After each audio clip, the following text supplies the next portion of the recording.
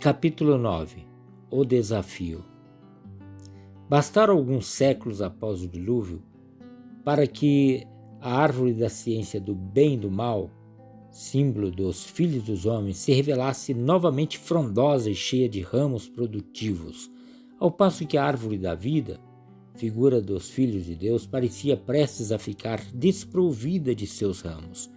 Depois de uma abundante colheita, Satanás apresentou-se perante o Criador, fazendo-lhe um desafio perante todo o universo. Haveria na árvore da vida, símbolo do povo de Deus, pelo menos um ramo que produzisse os frutos de justiça, com os quais Sião deve ser reconquistado? Naquele momento decisivo em que era confrontado e humilhado, o Eterno apontou para um dos poucos ramos de sua árvore, aceitando o desafio.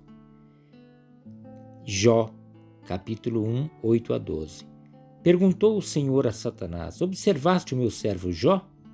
Porque ninguém há na terra semelhante a ele, homem íntegro e reto, temente a Deus e que se desvia do mal. Então respondeu Satanás ao Senhor: porventura Jó debaldes teme a Deus? Acaso não o cercaste com sebe, a ele e a sua casa e a tudo quanto tem?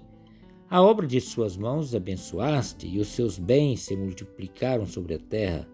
Estende, porém, a mão e toca-lhe em tudo quanto tem, e verás se não blasfema contra ti na tua face. Disse o Senhor a Satanás: eis que tudo quanto ele tem está em teu poder. Somente contra ele não estendas a mão. E Satanás saiu da presença do Senhor.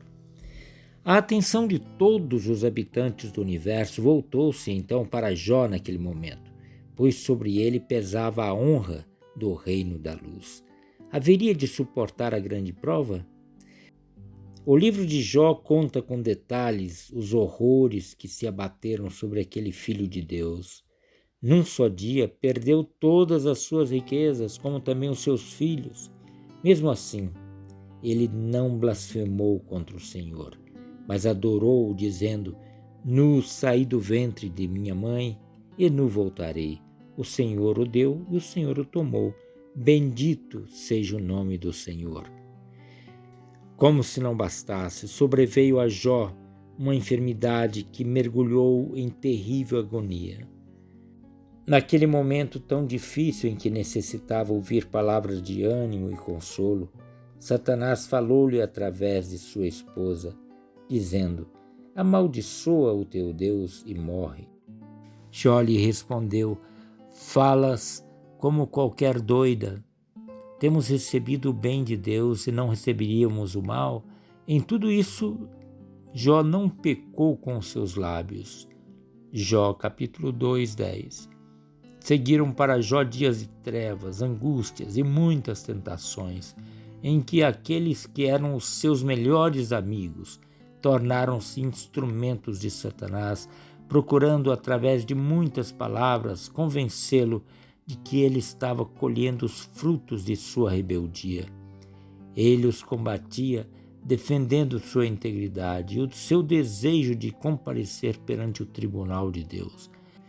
Depois de Satanás esgotar todos os seus esforços no sentido de levar Jó a pecar contra Deus, sem que alcançasse êxito, o próprio Criador manifestou-se ao seu servo, trazendo-lhe aprovação maior.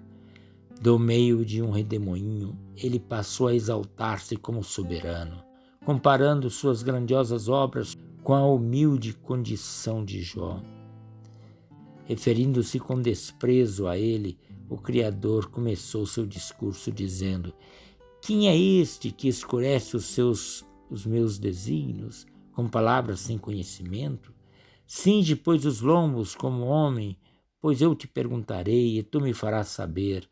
Onde estavas tu quando eu lançava os fundamentos da terra? Dize-mo, se tens entendimento. Jó 38, 2 a 4. Se até aquele momento o silêncio de Deus diante de tanto sofrimento já significara uma prova grandiosa para Jó, o que não significaram-lhe seu discurso esmagador? Fracassaria Jó diante desta prova maior? Eis sua humilde resposta: capítulo 42, 1 a 3, verso 6. Então Jó respondeu ao Senhor: bem sei que tudo podes, e nenhum dos teus planos pode ser frustrado.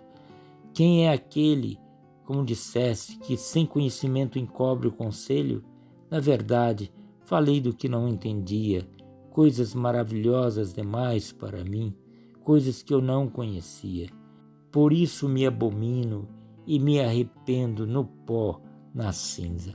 Em sua noite de sofrimento, Jó manteve uma inabalável fé naquele a quem amava acima de tudo e a quem professou, dizendo: eu sei que o meu Redentor vive e que por fim se levantará sobre a terra. Depois, revestido este meu corpo da minha pele, em minha carne verei a Deus. Vê-lo-ei por mim mesmo, os meus olhos o verão, e não outros. De saudade me desfalece o coração dentro de mim.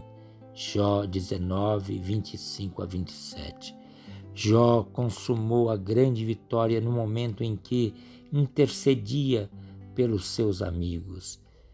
Como está escrito: mudou o Senhor a sorte de Jó quando este orava pelos seus amigos, e o Senhor deu-lhe o dobro de tudo que antes possuía. Jó 42, 10.